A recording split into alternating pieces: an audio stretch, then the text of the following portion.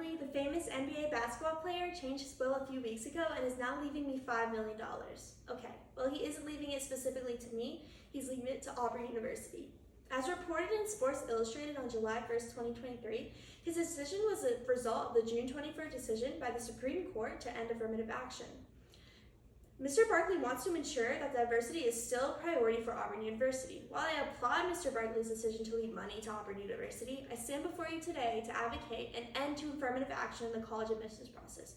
Because affirmative action does not solve the problems of discrimination that it was designed to solve.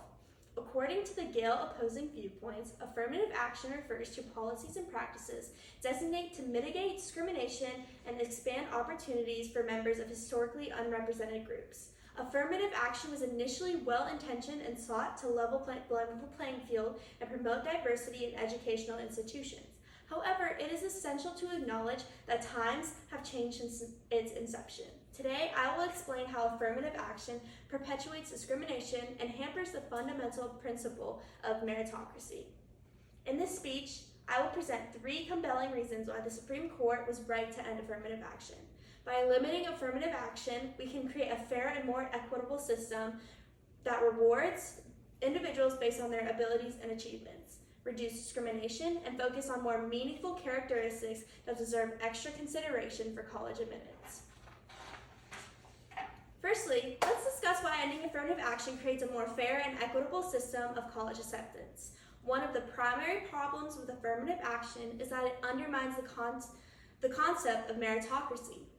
College admissions should be based on an individual's achievements, talents, and abilities, not by the color of their skin. By implementing affirmative action, universities admit students who have not been prepared for the academic challenges of the university they were admitted to. According to Stottery and Stephenson, when a student's entering their credentials put them at bottom of the class, it should come as no surprise when they have to switch majors or fail or even drop out. This mismatch of ability with the academic environment can lead to a high dropout rates or create an environment where students feel inadequate due to perceptions of lower expectations. Ending affirmative action will promote fairness in the admissions process. All applicants, regardless of their race or ethnicity, should be evaluated based on their individual merits, achievements, and potential contributions to the college community. This approach ensures that every student has an equal opportunity to succeed and fosters a sense of fairness and justice. Secondly, let's discuss how affirmative action increases discrimination and stereotyping. Affirmative action can inadvertently place certain minorities in the spotlight, reinforcing stereotypes and perception that they need for preferential treatment to succeed. In the article, Affirmative Action is Harmful to Minorities, the authors argue that by not basing college admissions solely on merit, colleges put students in classes for which they are not prepared for, while at the same time emphasizing the stereotype that they are inherently poor students. Furthermore, affirmative action can undermine the tremendous achievements and potential of individuals from diverse backgrounds, sending the message that they cannot succeed on their own merits. In fact, the Supreme Court, Clarence Thomas, suggested that in his 2015 discussion on affirmative action that it violates the Equal Protection Clause of the 14th Amendment to the Constitution, which guarantees that the principle of the government must treat citizens as individuals and not as members of racial, ethnic, or religious groups.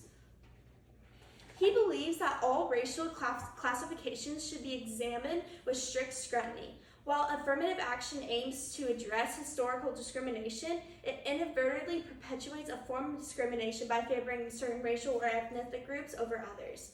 When colleges overlook candidates who may be equally or more qualified because they do not meet a certain race criterion, the colleges are discriminating against their applicants. By taking away affirmative action, we can eliminate this discriminatory practice and treat all applicants equally. Thirdly, I must emphasize that advocating for the end of affirmative action does not mean that we should ignore the challenges faced by underrepresented communities. Affirmative action does often focus solely on racial or ethnic diversity, neglecting other forms of diversity such as socioeconomic background, life expectations, or perspectives. We should invest in scholarship programs, mentorship initiatives, and community outreach to empower students from disadvantaged backgrounds to succeed academically.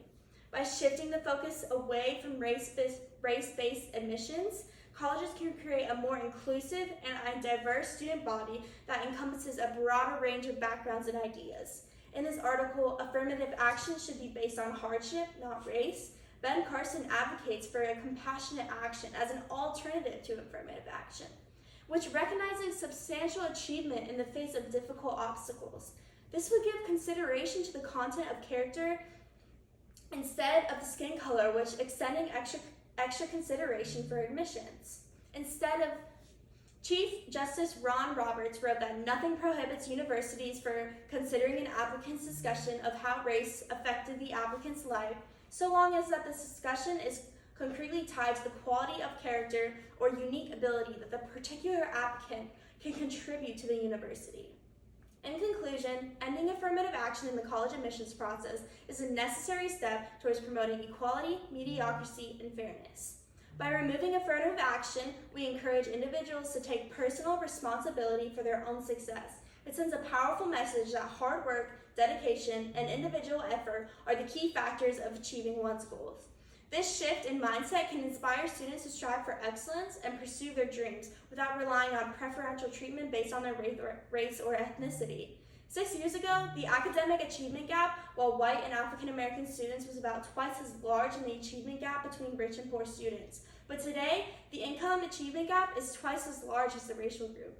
By limiting affirmative action, we can create a system that evaluates applicants based on their individual merits, qualification, and ability to overcome adversity, fostering a society where everyone has equal opportunity to succeed.